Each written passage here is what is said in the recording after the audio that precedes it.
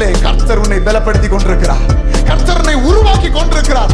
புதிய இறகுகளை உருவாக்கி கொண்டிருக்கிறார். புது பலனை தந்து கொண்டிருக்கிறார். அந்த பலன், அந்த புதிய காரியம், அந்த புதிய பலன் நீ காத்திருக்கும் போது கிடைக்கிறது.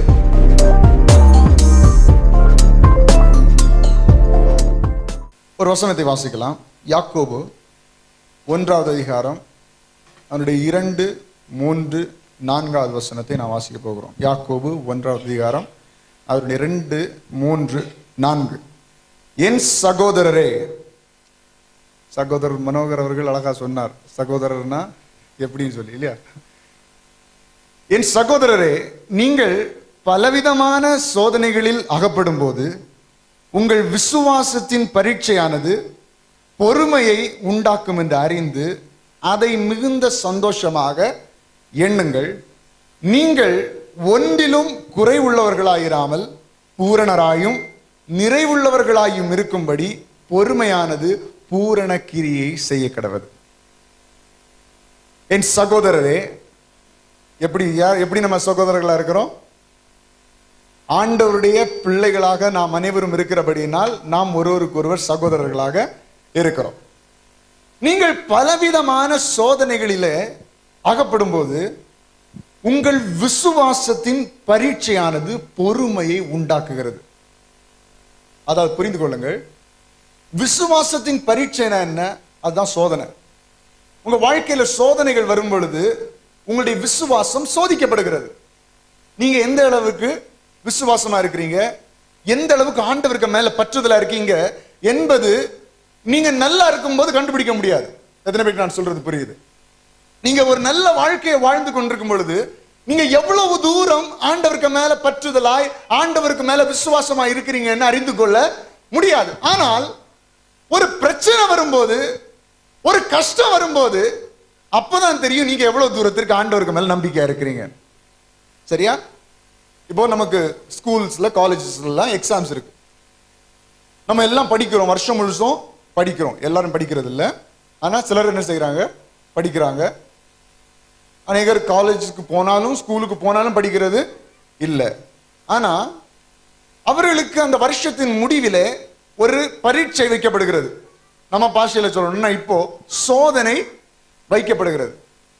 அப்ப இந்த சோதனை, இந்த டெஸ்ட், இந்த எக்ஸாம் இவர்கள் எழுதும் பொழுது இவர்கள் இவ்வளவு நாட்கள் எதை கற்றுக்கொண்டார்கள், எவ்வாறு கற்றுக்கொண்டார்கள், எவ்வளவு ஆழமாக அவர்களுக்கு அந்த பாடம் தெரிகிறது என்பதை அவர்கள் என்ன செய்கிறார்கள்? அந்த பரீட்சையின் மூலமாக வெளிப்படுத்துகிறார்கள்.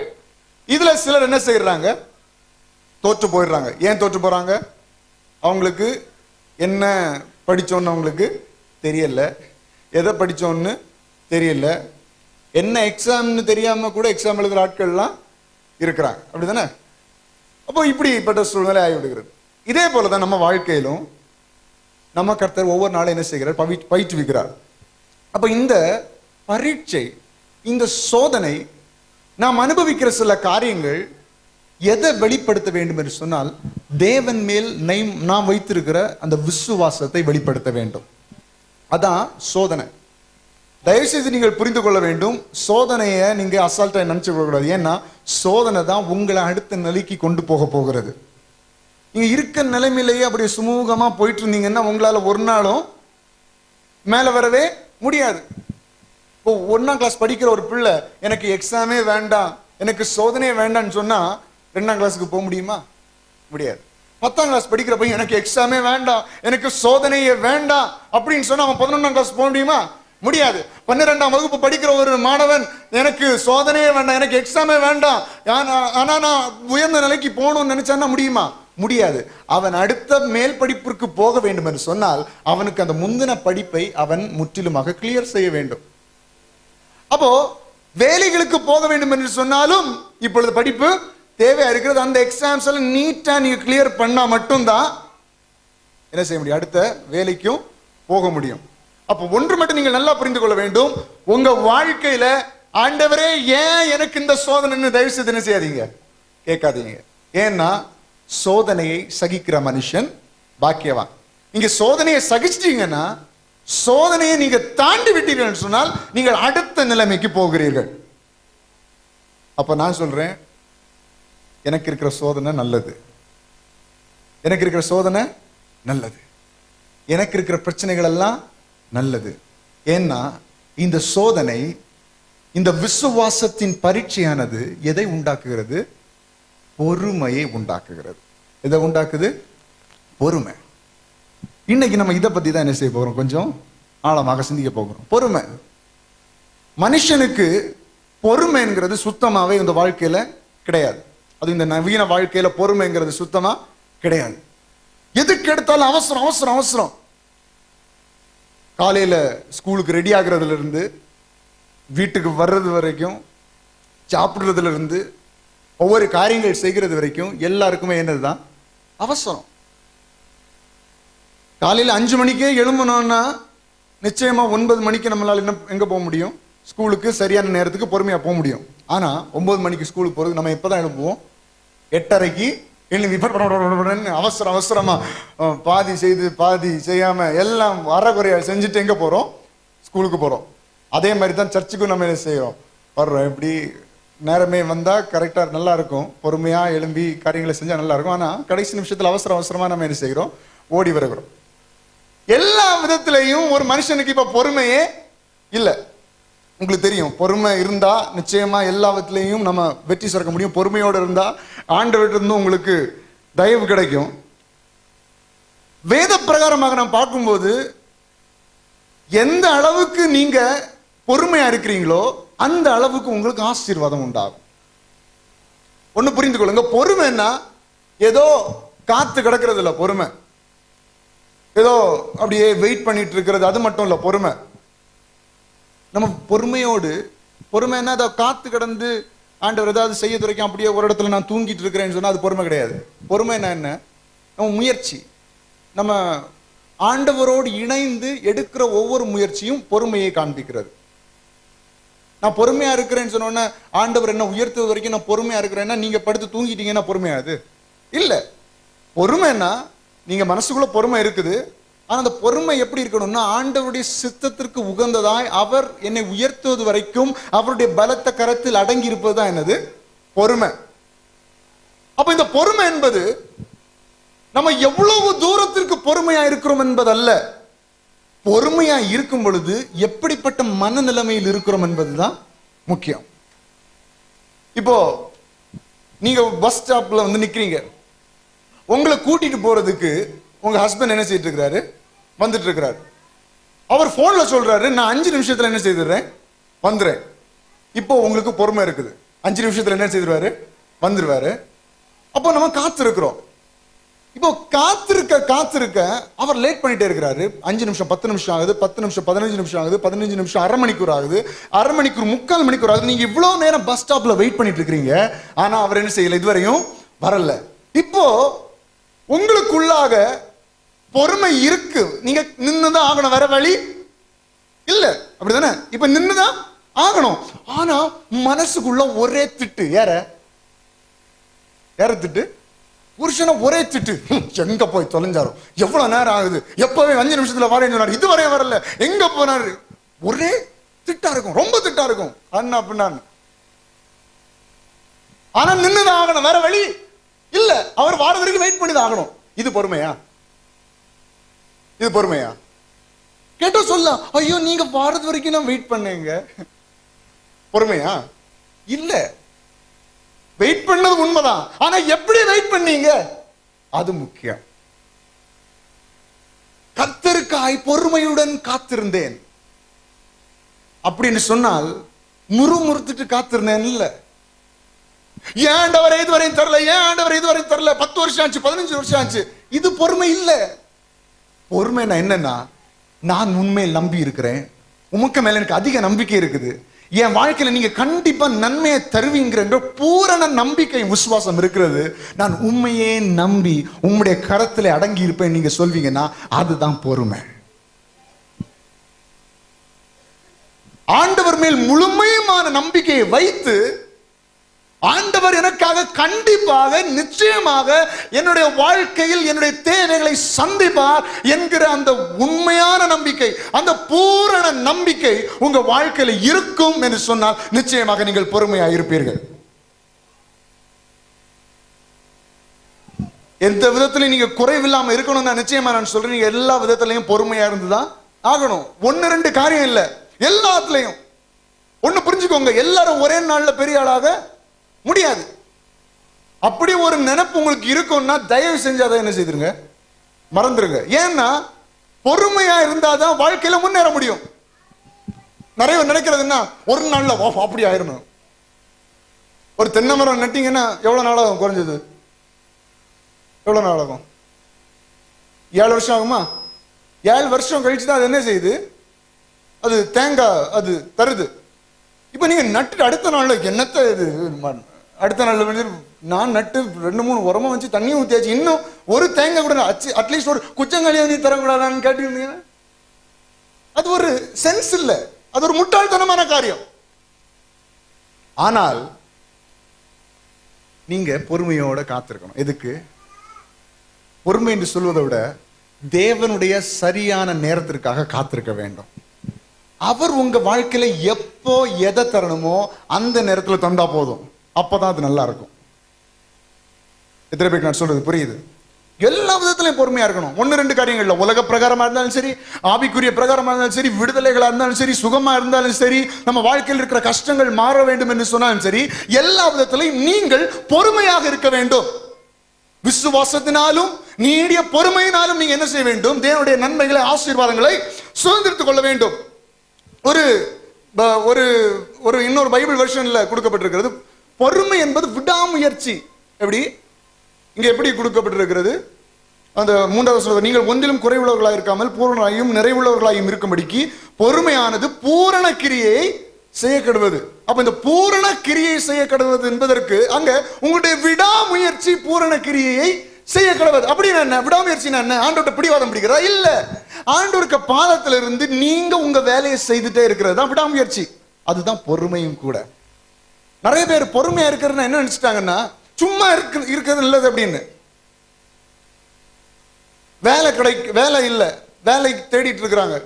அப்ப ஊழியக்காரர் சொல்லுவார், நீ பொறுமையா இரு. உடனே என்ன சரி வீட்டுல போய் போர்த்திட்டு படுத்துறது, அப்படின்னா வேலை கிடைக்காது. என்னது பொறுமை? என்னன்னா நீங்க அந்த ஆண்டவருடைய நம்பிக்கையிலே, ஆண்டவர் மேல் நீங்கள் வைத்திருக்கிற தாகத்திலே நீங்கள் உங்களுடைய முயற்சிகளை எடுக்க வேண்டும். அந்த முயற்சி ஆண்டவருடைய திட்டத்துக்கு விரோதமா இருக்கக்கூடாது. ஆண்டவருடைய திட்டத்துக்கு விரோதமா போயிட்டீங்கன்னா அது பொறுமை இல்லை. ஆண்டவருடைய பாதப்படியில இருந்து கர்த்தர் செய்ய நினைத்த காரியம் என் வாழ்க்கையில் நடக்கட்டும் நீங்க பொறுமையா இருந்தீங்கன்னா அதுதான் பொறுமையாக இருக்கிறது. எத்தனை பேருக்கு நான் சொல்றது புரியுது? இன்னொன்னு, பொறுமை என்பது தேவனோடு இணைந்து நிதானமா இருப்பது. எப்படி? தேவனோடு இணைந்து நிதானமா இருப்பது. இப்போ மனிதர்கள், நான் சொன்ன முதல்ல, அவசரம், நிதானமற்ற சூழ்நிலைகள், இப்படிப்பட்ட இருக்கும்போது தேவனோடு இணைந்து உங்களால் என்ன செய்ய முடியாது, இருக்க முடியாது. சில பிள்ளைங்க பாருங்க, அம்மா அம்மா வாங்கித்தாங்க, நீங்க ஒன்னு என்ன சொல்றீங்க, டேய் துள்ளாத அமைதியான்னு சொல்லுவீங்களா? ஓவரா துள்ளாத, ஓவரா சாடாத, ஓவரா குதிக்காத, அமைதியா இருக்கு. அப்ப நீங்களும் பொறுமை இல்லாம ஒவ்வொரு காரியங்கள்ல சொல்லும் போது ஆண்டவர் என்ன சொல்றாரு, டே ஓவரா துள்ளாத. பக்கத்துல இருக்கவங்கள பார்த்து சொல்லுங்க, ஓவரா துள்ளாத. சொன்னீங்கன்னு அடிச்சு போடுவாங்க. நீ யார் என்ன சொல்றது? அப்ப நமக்கு காரியங்களை கர்த்தர் பார்த்துக் கொள்வார் என்கிற நம்பிக்கை இருக்கும் பொழுதுதான் நம்ம ஓவரா பதட்டப்பட மாட்டோம். பொறுமைக்கு ஆப்போசிட் நிறைய இருக்கு. அவசரம், பதட்டம், நிதானமற்ற சூழ்நிலை, இதெல்லாமே பொறுமை இல்லாதது. ஓவரா படைச்சிட்டு இருக்கேன்னு சொல்லுவாங்கல்ல, ஒரு நேரத்துல இருப்பு வராது. அதெல்லாம் ஆண்டவருக்கு பார்வையில நடக்காது. பொறுமையா இருக்கு, பொறுமையா இருக்கணும். அவர் நம்மை உயர்த்தும் வரைக்கும் அவருடைய பலத்த கரத்தில் அடங்கி இருக்க வேண்டும். அதுதான் பொறுமை. முறுமுறுக்காமல் நம்ம இருப்பது, அதுவும் என்னது? பொறுமை. சில காரியங்கள் நம்ம வாழ்க்கையில தாமதிக்கும், நம்ம நினைச்ச காரியங்கள் நடக்காது. உடனே நமக்கு வாழ்க்கையில் என்ன வருது? முறுமுறுப்படுது. என்ன ஆண்டவர் என்னத்தை செய்தார்? ஒன்னும் செய்யல. இது பொறுமை கிடையாது. இது இஸ்ரவேல் ஜனங்கள் செய்தது. இஸ்ரவேல் ஜனங்களுக்கு ஆண்டவர் ஆகாரம் கொடுக்க வல்லமையுள்ளவராக இருந்தார். அநேக அற்புதங்கள் எல்லாம் இஸ்ரவேல் ஜனங்கள் பார்த்தார்கள். ஆனால் இப்போ சாப்பாடு இல்லை, ஒன்று முறுமுறுக்கிறாங்க. ஐயோ, நாங்க எகிப்து தேசத்தில் இருக்கும்போது எங்களுக்கு இறைச்சி, பண்ணி இறைச்சி எல்லாம் எங்களுக்கு கிடைச்சிச்சு, இப்போ எங்களுக்கு ஒரு கிளாஸ் தண்ணி கூட நீங்க தர மாட்டேங்கிறீங்கன்னு சொல்லி முறுமுறுக்க ஆரம்பிச்சிட்டாங்க. முறுமுறுத்ததுனால என்ன ஆச்சு? ஆண்டவர் அனுப்பிவிட்டார். எவ்வளோ கிலோமீட்டர் சுற்றளவுக்கு, எத்தனையோ அடி உயரத்திற்கு ஆண்டவர் இறைச்சி என்ன செய்கிறாரு? அடிச்சு விடுறாரு. ஆனா அதை சாப்பிட்டு முடிக்க முன்னாடி என்ன ஆயிட்டாங்க? செத்து போயிட்டான். ஆனால் பொறுமையா இருந்திருந்தா ஆண்டவர் நிச்சயம் அவங்களுக்கு அதை என்ன செய்திருப்பாரு? கொடுத்திருப்பாரு. முறுமுறுத்ததினால் அவருடைய நன்மையும் இழந்து விட்டார்கள், அவருடைய வாழ்க்கையும் என்ன செய்து விட்டார்கள்? இழந்து விட்டார்கள். அமைதியாக இருப்பது, சமாதானமாக இருப்பது, தேவன் எனக்காய் செய்வார் என்ற நம்பிக்கை, அந்த நம்பிக்கையோடு நீங்க இருக்கும்போது உங்க வாழ்க்கையில ஒரு பொறுமை இருக்கும். புரியுதா? நம்பிக்கை எவ்வளவு தூரத்து இருக்குதோ அவ்வளவு தூரத்து தான் உங்களுக்கு என்ன இருக்கும்? பொறுமை இருக்கும். நமக்கு விசேஷமா நம்ம அநேக பேர் பண விஷயத்துல நம்ம கஷ்டப்படுகிறோம் இல்லையா? அப்போ ஒரு ஆளுக்கு நம்ம ஒரு குறிப்பிட்ட அளவு காசு கொடுக்க வேண்டியது இருக்குன்னு சொன்னா நீங்க பயந்துட்டே இருப்பீங்க, எப்படி கொடுக்கறதுன்னு. இப்போ எக்ஸாம்பிள் உங்களுக்கு புரியுற மாதிரி சொல்றேன், எல்லாரும் கவனிங்க, தொடர்ந்து கவனிக்கணும். கவனிக்காம விட்டீங்கன்னா அப்புறம் உங்களுக்கு ட்ராக் மாறி. இப்போ நம்ம தம்பி இருக்கிறான், அவனுக்கு ஒரு அர்ஜென்டா காசு தேவைப்படுது, அவன்கிட்ட யாரோ கேட்கறாங்க. அப்ப அவனுக்கு கொடுக்கறதுக்கு முடியல, ஆனா குறிப்பிட்ட நேரத்தில் கொடுக்கணும். அப்ப நான் இப்போ ஒரு வார்த்தை சொல்றேன், இந்த நேரத்துல உனக்கு கண்டிப்பா என்ன செய்யறேன், அந்த காசை உனக்கு தர்றேன், அதை நீ என்ன செய்து கொடுத்து உன்னுடைய கடனை அடைச்சுக்கோணும். இப்போ இவ்வளவு நேரம் நிதானமற்று இருந்தவன், இவ்வளவு நேரம் பிழைச்சிட்டு இருந்தவன், இவ்வளவு நேரம் கஷ்டப்பட்டுட்டு இருந்தவன், இப்போ நான் அந்த வார்த்தையை சொன்ன உடனே அந்த வார்த்தையை அவன் என்ன செய்கிறான்? நம்புறான். அண்ணன் எனக்கு என்ன செய்வாரு? தருவார்னு ஒரு நம்பிக்கை அவனுக்கு வருது. நம்பிக்கை வந்த உடனே இவ்வளவு நேரம் அவன் நிதானமற்றிருந்த சூழ்நிலை மாறி இப்ப அவனுக்கு ஒரு பொறுமை வருது. என்ன பொறுமை? கண்டிப்பா அண்ணன் என்ன செய்திருவான், எப்படியாவது புரட்டி தந்துருவான், நான் என்ன செய்யலாம், கொடுத்துடலாம். இப்போ நம்ம மனுஷனை நம்புனா பொறுமையா இருக்க ஒருவேளை முடியாது, சில நேரங்களை காலவாரி விட வாய்ப்பு இருக்கிறது. ஆனால் நான் உன்னை விட்டு விலகுவதில்லை, உன்னை கைவிடுவதில்லை என்று சொன்ன தேவனை நீங்க நம்புனீங்கன்னா உங்களால பொறுமையா இருக்க முடியுமா? முடியாதா? முடியும், நிச்சயமாக முடியும். அப்ப நீங்க கஷ்டங்களை பார்க்கும் போது, வேதனைகளை நீங்க சந்திக்கும் பொழுது உங்க உள்ளத்துல இருக்கணும், கர்த்தர் என்னை விட்டு விலகுவதில்லை, என்னை கைவிடுவது இல்ல. பிரச்சனைகளை பார்க்கும் பொழுது உங்க உள்ளத்துல ஒரு நம்பிக்கை இருக்கணும், ஏசப்பா என்னை விட்டு விலகுவதில்லை, என்னை கைவிடுவது இல்ல. கடன் பாரங்களை நீங்க சந்திக்கும் பொழுது உங்க வாழ்க்கையில உங்க இருதயத்துல ஒரு நம்பிக்கை இருக்கணும், ஏசப்பா என்னை கைவிடுவதில்லை, என்னை விட்டு விலகுவது இல்ல. வியாதிகள் மத்தியில நீங்கள் இருக்கும் பொழுது உங்களுக்கு ஒரு நம்பிக்கை இருக்க வேண்டும், தேவன் என்னை விட்டு விலகுவதில்லை, என்னை கைவிடுவது இல்ல. அந்த நம்பிக்கை உங்க வாழ்க்கையில உங்க இருதயத்துல இருக்கும்னா நிச்சயமா நீங்க அமைதியா இருப்பீங்க. எத்தனை பேருக்கு நான் சொல்றது புரியுது? இந்த நம்பிக்கை எப்ப குறையுதோ அப்பதான் உங்களால இருக்க முடியாது. ஐயோ நான் எப்படி செய்வேன், ஐயோ நான் எப்படி வாழுவேன், எப்படி நான் முன்னேறுவேன், எப்படி என் கடன் அதிக போறேன், எப்படி என் வியாதி மாறும், எப்படி என்னுடைய பிள்ளைக்கு நல்ல எதிர்காலம் இருக்கும், எப்படி என்னுடைய பெற்றோருக்கு ஒரு நல்ல வாழ்க்கை இருக்கும், எப்படி நான் ஒரு நல்ல வீடை கட்ட போறேன், எப்படி நல்ல ஒரு கல்யாணத்தை என் வாழ்க்கையில ஆண்டவர் தரப்போகிறார் என்கிற சந்தேகமும் என்கிற குழப்பங்களும் நம்ம வாழ்க்கையில என்ன செய்யும்? வரும். ஆனால் தேவன் எனக்காய் நன்மையாய் எல்லாவற்றையும் செய்து முடிப்பார் என்கிற அந்த நம்பிக்கை, அந்த கடுகள விசுவாசம் உங்க இருதயத்துல இருக்கும்னா நீங்க உங்க பிரச்சனையை பார்த்து பயப்பட மாட்டீங்க, நீங்க பொறுமையா இருப்பீங்க. ஏன்னா உங்களுக்கு ஒரு விசுவாசம் இருக்கும், நான் இந்த மலையை பார்த்து பெயர்ந்து போன்னு சொன்னா அது போகும். அந்த நம்பிக்கை இருந்தாதான் உங்களால என்ன செய்ய முடியும்? பொறுமையா இருக்க முடியும். இப்போ இந்த சின்ன பையன் வந்து என்ன அடிக்க வர்றான்னா நான் எப்படி இருப்பேன்? பயந்து போவேனா? பயந்து போக மாட்டேன். ஏன்னா அப்படியே காலரை பிடிச்சு தூக்க கூட என்னால முடியும், பயந்து போக மாட்டேன். ஏன்னா எனக்கு முன்பாக அவன் மிகவும் சிறியவன். அப்போ எனக்கு இப்போ ஒரு பதட்டம் இருக்காது, ஒரு டென்ஷன் இருக்காது, நான் ரொம்ப அமைதியா இருப்பேன். ஆனா இப்போ என்னோட ஒரு பெரிய மனுஷன் வந்து 2-3 வெட்டு கத்தியை வச்சுட்டு ஓடி வந்தானே நான் என்ன செய்திருவேன்? பயந்து போயிருவேன், நடுங்கி போயிருவேன். ஐயோ இப்ப யார் என்ன காப்பாத்துவான்னு சொல்லிட்டு பயந்து போயிருவேன். ஆனால் இந்த பிரச்சனை எந்த பிரச்சனையா இருந்தாலும் எனக்கு முன்பதாக தேவன் இருக்கிறார், அவர் என்னை விட்டு விலகுவதில்லை, அவர் என்னை கைவிடுவதில்லை என்கிற நம்பிக்கை இருக்கணும். நான் பயப்படுவேனா? பயப்பட மாட்டேன். அந்த நம்பிக்கை இல்லாததுனால தான் நான் பயப்படுறேன், அதனால தான் பொறுமை இழந்து போகிறேன், அதனால தான் பொறுமை என் வாழ்க்கையில வேலை செய்கிறது இல்லை. பொறுமை இல்லாவிட்டால் ஆண்டவருடைய நன்மைகளை என்ன செய்ய முடியாது? பெற்றுக்கொள்ள முடியாது. ஒரே ராத்திரியில பெரிய ஆளாக முடியாது, ஒரே நாள்ல ஊழியம் வளரவும் செய்யாது. பொறுமை, நீடிய பொறுமை, விடாமுயற்சி, இது எல்லாம் இருந்தாதான் எல்லாவற்றிலும் நாம் வெற்றி பெற முடியும். உலகத்துல பெரிய பெரிய ஆட்கள் தான் பாருங்க, அநேக நாட்களா கஷ்டப்பட்டு பொறுமையா இருந்து வேலை செய்து கடின உழைப்பை உபயோகித்து அப்படிதான் என்ன செய்திருக்கிறாங்க, பெரிய ஆளு இருக்கிறாங்க. ஒரே நாள்ல ஆண்டவர் பெரிய ஆளாக்க முடியும், அவரால் மாற்ற முடியும். ஆனா நமக்கு ஒரு நியதியை வைத்திருக்கிறார். நம்ம பொறுமையோடு என்ன செய்யணும், ஆண்டவருக்காக காத்திருக்கணும். ஆண்டவர் சரியான நேரத்திலே ஆண்டவர் காரியங்களை செய்வார் என்கிற நம்பிக்கை உங்களுக்கு உண்டாக வேண்டும். வாழ்க்கையில நிறைய நேரங்களை நீங்க பார்த்திருப்பீங்க, ஒண்ணுமே நடக்காதது போல இருக்கும். ஆனா அந்த கடைசி நிமிஷத்துல ஆண்டவர் ஏதாவது ஒரு அற்புதத்தை செய்வார். எத்தனை பேர் அந்த வாழ்க்கையில் அனுபவிச்சிருக்கிறீங்க?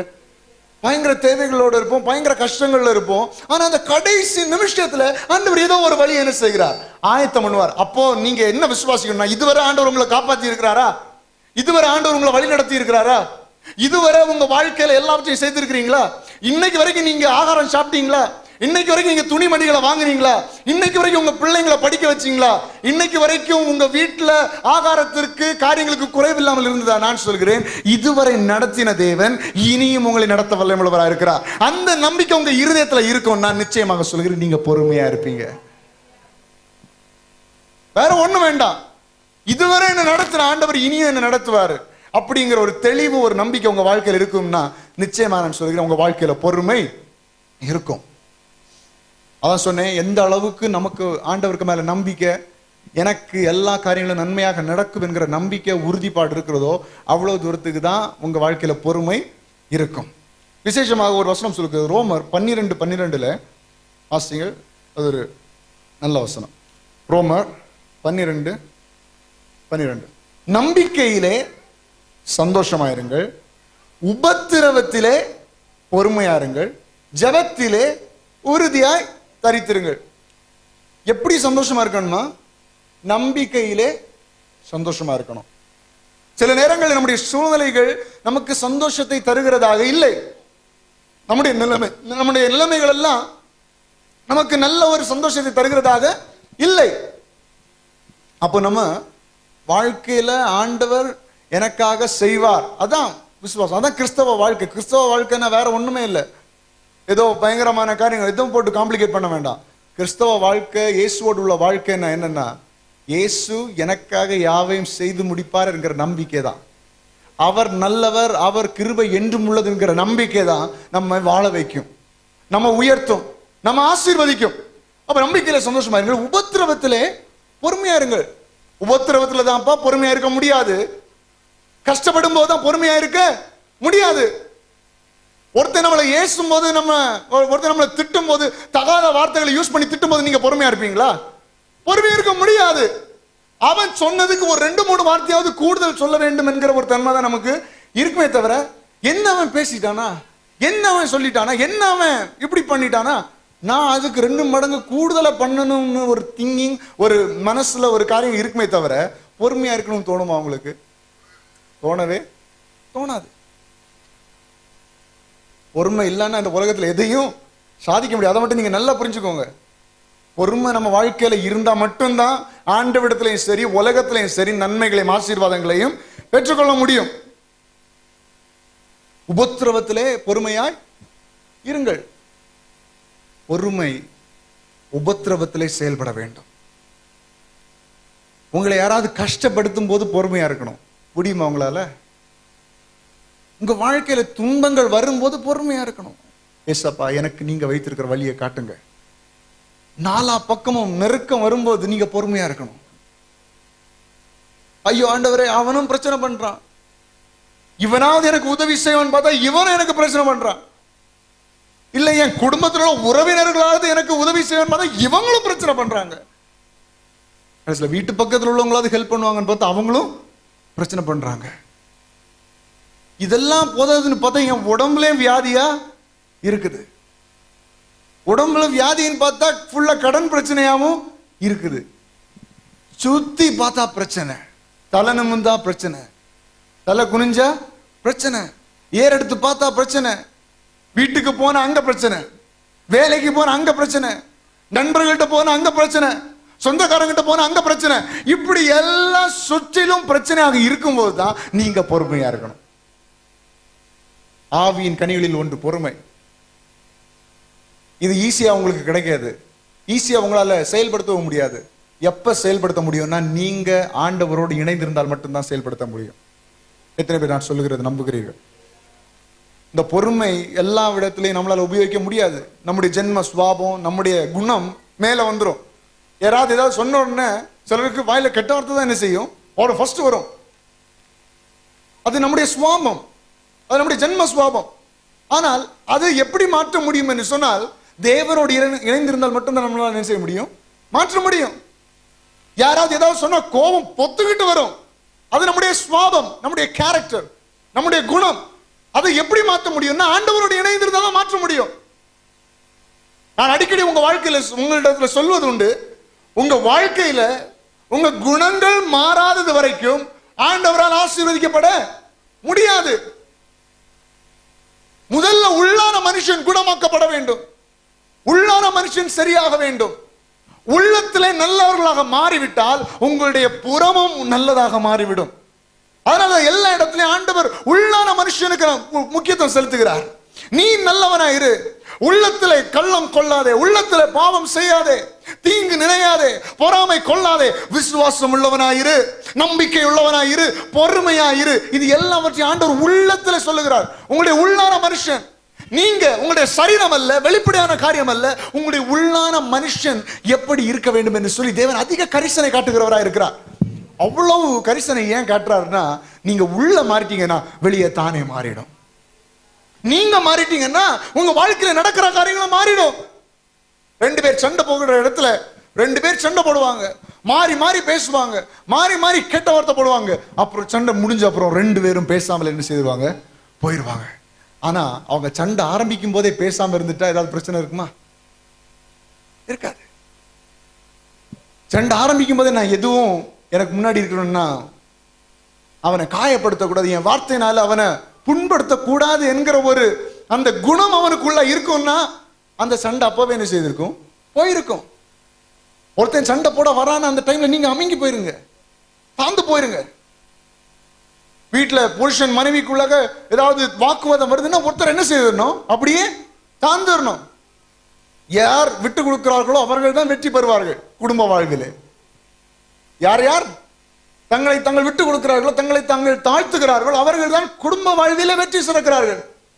நீ பேசுனியா, உனக்கு டபுள் மடங்கா நானும் பேசுவேன்னு சொல்லிட்டா அங்க என்ன ஆகாது, ஒரு சந்தோஷம், ஒரு சமாதானம் குடும்ப வாழ்விலே வராது.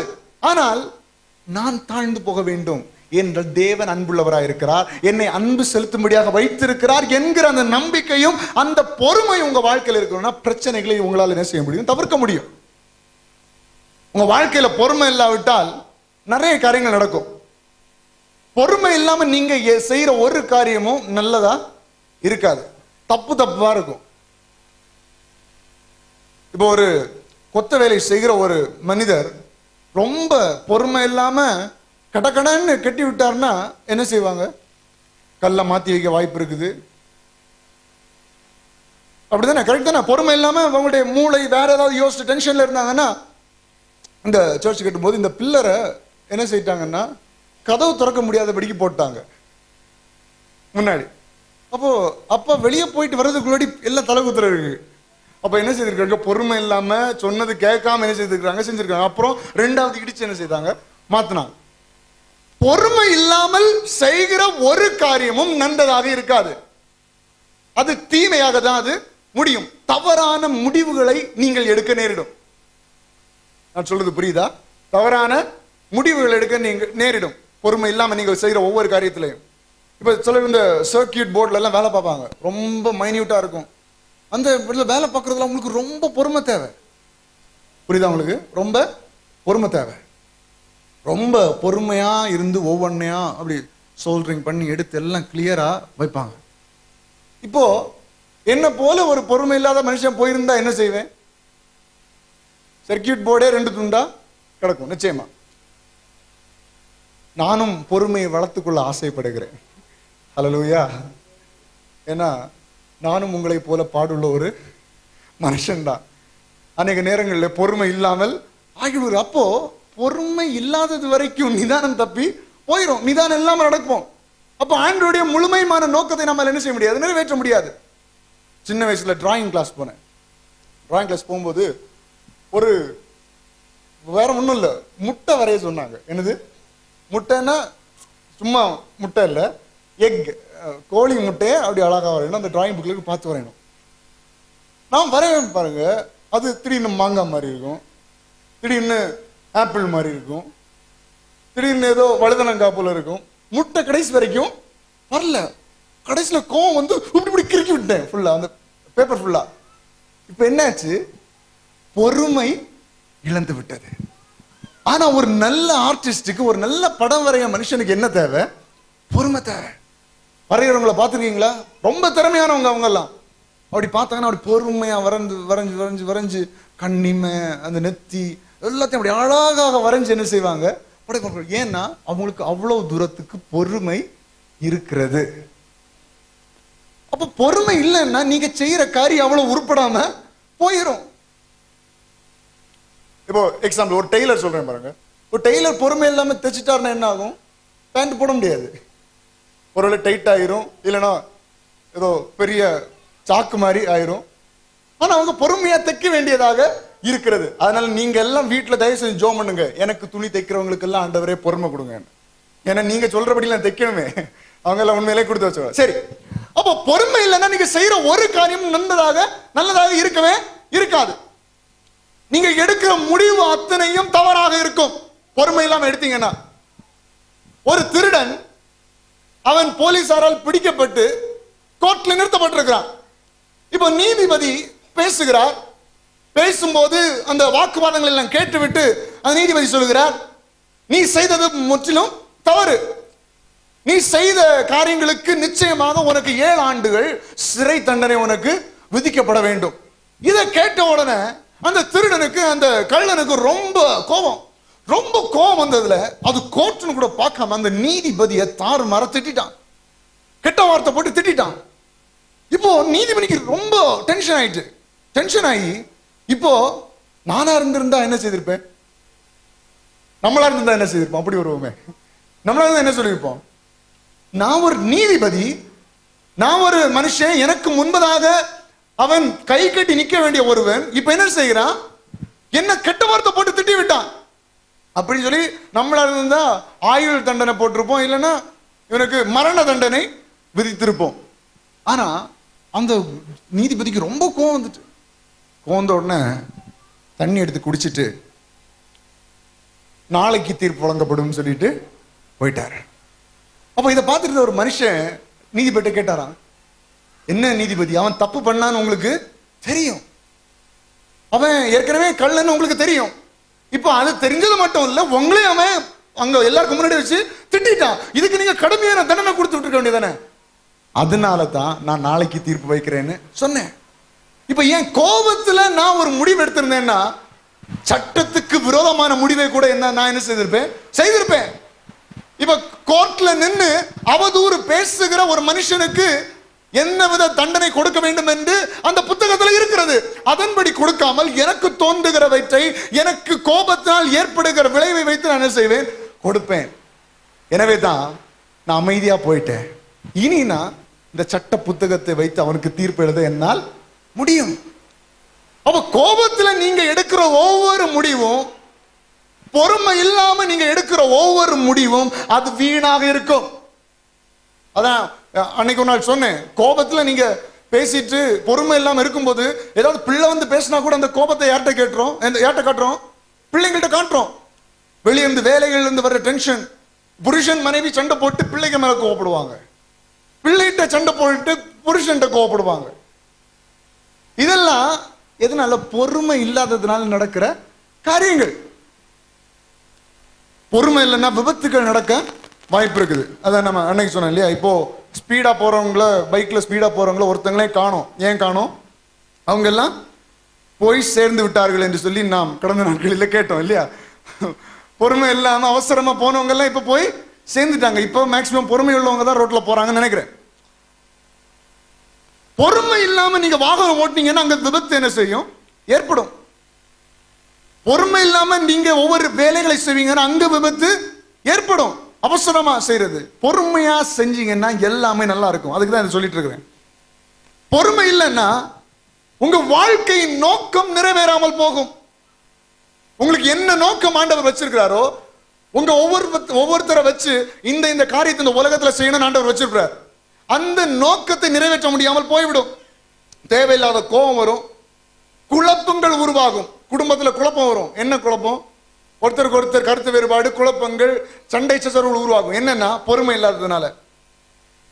பொறுமை இல்லாவிட்டால், பொறுமை எப்ப இழக்கும்? ஏதாவது ஒரு தீமையான காரியத்தை பார்க்கும்போது உங்க பொறுமை இழந்து போகிறோம். அந்த பொறுமையை இழந்து விட்டால் இருக்கிற நல்ல சூழ்நிலையை அனுபவிக்க முடியாமல் போகும். புரியுதா உங்களுக்கு? உங்களுக்கு பொறுமை இல்லைன்னா இருக்கிற நல்ல சூழ்நிலையை உங்களால் என்ன செய்ய முடியாது? அனுபவிக்க முடியாது. வீட்டில் ஒருத்தன்ட்ட சண்டை போட்டுட்டு முன்னாடி நல்ல ஆகாரம் வச்சிருந்தா உங்களால நிம்மதியா என்ன செய்ய முடியாது? சாப்பிட முடியல. ஏன்? முன்னாடி இருக்கிறது நல்ல காரியம், ஆனா பொறுமை இல்லாததுனால, குழப்பங்கள் வந்ததுனால உங்களால இருக்கிற நல்ல காரியங்களை என்ன செய்ய முடியவில்லை? அனுபவிக்க முடியவில்லை. நம்ம எடுத்திருக்கிற தீர்மானங்கள் எல்லாம் வீணாக போகிறது. பொறுமை இல்லைன்னா நம்ம சரீரத்தில் சில மாற்றங்கள் வரும் என்று விஞ்ஞானிகள் கண்டுபிடித்திருக்கிறார்கள். என்னன்னா, பொறுமை இல்லாம டென்ஷன் பார்ட்டியா நீங்க இருந்தீங்கன்னா உங்களுடைய உடல் என்ன செய்திருமா? இடம் கொண்டு பெருகுமா. எப்படி? வலதுபுறத்திலும் இடதுபுறத்திலும் இடம் கொண்டு பெறுவீர்கள் சரீரத்தில். எப்படி? பொறுமை இல்லைன்னா. அதுக்குன்னு குண்டா இருக்கிறவங்க எல்லாரும் அந்த மாதிரி நினைச்சிடாதீங்க. சிலருக்கு அவங்க தேவையில்லாத ஒரு ஹார்மோன் சுரந்து என்ன ஆகுது? உடல் பருமன் ஏற்படுகிறது, பிளட் பிரஷர் உயருகிறது, ரத்த அழுத்தம் உயருகிறது, ஹை பிளட் பிரஷர் வருது. எதனால? பொறுமை இல்லாததுனால. சிலர் பாருங்க, டென்ஷன் ஆகிட்டு மூச்சு இழுத்து விட்டு இருப்பாங்க. என்னன்னா மொத்தம் உடம்பு மொத்தம் மாறிடும். என்ன செய்யறாங்கன்னு தெரியாது. ஒன்று ரெண்டு பேர் பிடிக்க இருக்கும், கூல் கூல் என்று அமைதியாரு. என்னது? பொறுமை இல்லாததுனால ரத்த அழுத்தம் உயர்ந்து விட்டது. என்ன செய்வேன்? தலைகால் புரியாது, கண்ணெல்லாம் சோத்துரும், ஒரு சைஸ்ல ஆயிடுவாங்க. என்ன ஒண்ணு, இளமையில் மூப்பு அப்படின்னு உங்களுக்கு தெரியுமா? ஒரு செந்தமிழ், இது நல்ல தமிழ். இளமையில் மூப்பு அப்படின்னா என்ன? வயசு சின்னதா இருக்கும், பார்க்கறதுக்கு வயசான மாதிரி இருப்பாங்க. இதுக்கு என்ன காரணம்? பொறுமை இல்லை. இதெல்லாம் எதுக்கு சொல்றேன்னா, அப்படியாவது நீங்க பொறுமையா இருப்பீங்களான்னு சொல்றதுக்கு தான் இதெல்லாம் சொல்றேன். அப்போ இளம் வயசுலயே நீங்க வயசான மாதிரி தெரியணும்னா நீங்க பொறுமை இல்லாம இருங்க. டென்ஷன் பார்ட்டியாட்டே நீங்க தெரியுங்க, பிரச்சனை இல்லை. ஆனா வயசு குறைஞ்சிருந்தாலும் அதே வயசுல அதே இளமையில நீங்க இருக்கணும்னா நீங்க எப்படிப்பட்டவங்களா இருக்கணும்? பொறுமை உள்ளவர்களாக இருக்கணும். நிறைய நெட்ல எல்லாம் அடிச்சு பார்ப்பாங்க, ஹவு டு ஸ்டே யங், எப்படி நான் இளமையா வைத்துக் கொள்வது, எப்படி நான் இளமையாக இருப்பது. ஒன்றும் வேண்டாம், பொறுமையா இருங்க. கிரீம் எல்லாம் மாதிரி தேய்க்கவே வேண்டாம். அநேக ஆகாரங்கள் சாப்பிடவே, ஆகாரங்கள் சாப்பிடணும். உங்களுடைய இளமை திரும்புவதற்காக உங்க ஆகாரங்கள் சாப்பிடவே வேண்டாம். ஒன்னே ஒன்று, நீங்க பொறுமையா இருந்தா போதும், கவலைப்படாம இருந்தா போதும். அப்போ இந்த பொறுமை நீங்க நிச்சயமா யோசிங்க, எல்லா விதத்திலையும் உங்களுக்கு நன்மைகளை தான் தருமே தவிர தீமையை தராது. பொறுமை இழந்து நீங்க செய்யற ஒவ்வொரு காரியமும் அது உங்களுக்கு வீணாக இருக்கும், அது உங்களுக்கு தீமையை ஏற்படுத்தும், அது உங்களுக்கு ஒரு நல்ல வாழ்க்கையை, நல்ல அணுகுமுறையை, நல்ல ஒரு சூழ்நிலையை, நல்ல ஒரு சமுதாயத்தை பொறுமையின்மை உங்களுக்கு ஏற்படுத்த முடியாது. நீங்க எவ்வளவு தூரத்துக்கு பொறுமையா இருக்கிறீங்களோ அவ்வளவு தூரத்துக்கு தான் உங்க வாழ்க்கையில நன்மைகளும் ஆசீர்வாதங்களும் தேவனிடத்திலும் வருகிறது, மக்களிடத்திலிருந்தும் உங்களுக்கு வருகிறது. இப்போ பாருங்க, நான் நினைச்சதுதான் நடக்கணும்னு நீங்க யோசிச்சுட்டு இருந்தீங்கன்னா உங்க வாழ்க்கையில பொறுமை இருக்காது. தேவன் நினைச்சது உங்க வாழ்க்கையில நடக்கும்னு நீங்க யோசிச்சீங்கன்னா உங்க வாழ்க்கையில பொறுமை இருக்கும். ஏன்னா உங்களை வைத்து தேவன் வைத்திருக்கிற திட்டம் வேற மாதிரியா இருக்கும், உங்களை குறித்து நீங்க வைத்திருக்கிற திட்டம் வேற மாதிரியா இருக்கும். ஆண்டவர் என்னுடைய வாழ்க்கையை இவ்வாறு உயர்த்த வேண்டும் என்று சொல்லி நீங்கள் ஒரு கணக்கு வைத்திருப்பீர்கள். ஆனால் தேவன் உங்க வாழ்க்கையை எப்படி வைக்கணும்னு வேறு ஒரு திட்டத்தை என்ன செய்திருப்பார், வைத்திருப்பார். இப்ப நீங்க நினைச்ச பிரகாரம், நீங்க வடிவமைத்த பிரகாரம் நீங்க உங்க வாழ்க்கையில செய்யணும், அதுதான் நடக்கணும்னு நீங்க நினைப்பீங்கன்னா உங்க வாழ்க்கையில பொறுமை இழந்து விடுவீர்கள். ஏன்னா சில நேரங்களில் நீங்க நினைக்கிறது நடக்காமல் போய்விடுகிறது. ஆனால் தேவன் வைத்திருக்கிற சுத்தம், தேவன் வாழ்க்கையில அனுமதிக்கிற காரியங்கள், தேவன் எனக்கு வைத்திருக்கிற நன்மைகள், ஆசீர்வாதங்கள் வந்தால் போதும் என்கிற சிந்தனை உங்க வாழ்க்கையில இருக்கும் சொன்னா நிச்சயமா நீங்க பொறுமையா இருப்பீங்க. அல்லேலூயா.